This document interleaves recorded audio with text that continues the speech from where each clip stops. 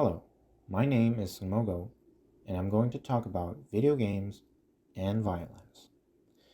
I'll present the problem first, then the view of opposing position, and after validation, present my position with validation and benefits, and then compromise and limitations. Essentially, is it only the video games problem with facilitating violence? Many people would think that video games are the problem because it makes people to become violent, make people full of anger by fighting and killing others with tools such as various types of guns, swords, and so on from most of the games, no matter they can find and use the same or similar types of tools in reality. Even in the history in real life, there were some cases about video games influenced people to kill the person or to become violent. It is true at some point that video games definitely have something with violence, even though there are also the games with less or no violent contents, or even educational exist. It doesn't mean that those do not make people violent. However, video game itself is not the main reason which makes people violent. It is more like because of competition within the game, and rather, people can learn various different meaningful concepts from the game. People who say that the video games are the problem of provoking violence have some reasons for that. There are two specific academic researches which prove their voice.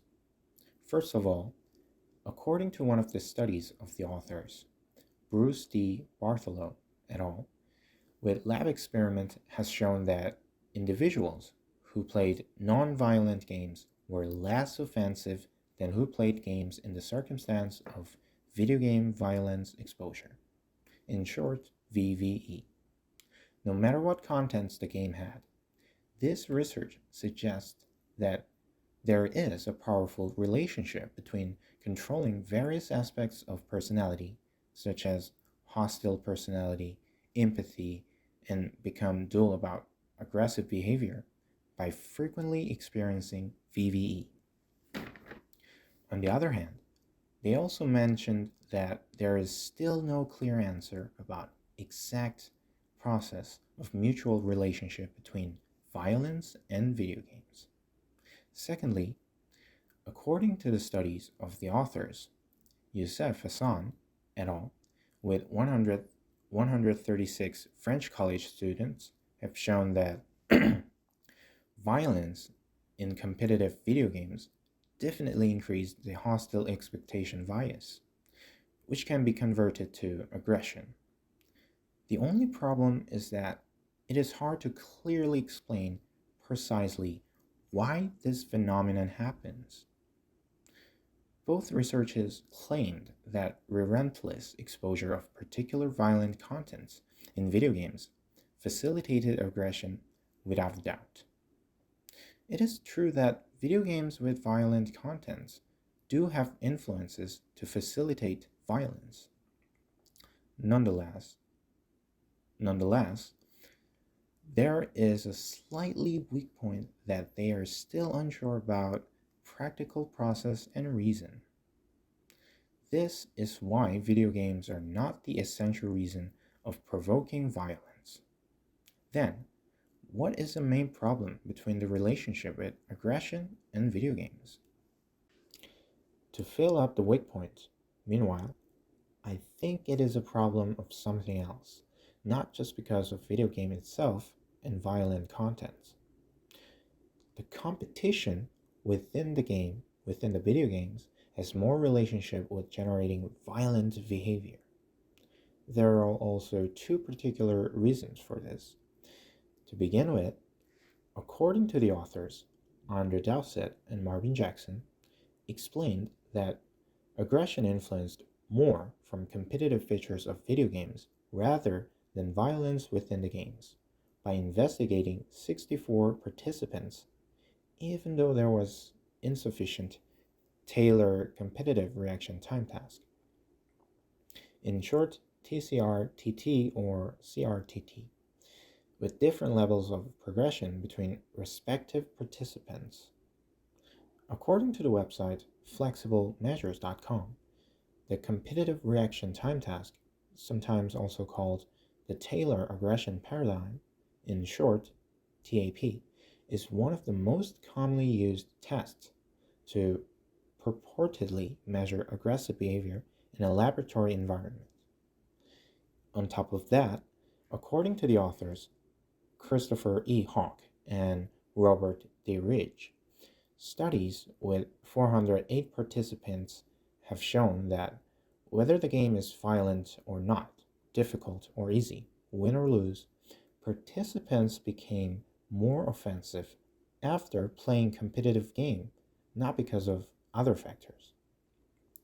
Both researches suggest different cause of relationship between violence and video games, that it was competitive traits of games which made players violent, not only just because of violence within the game and game itself.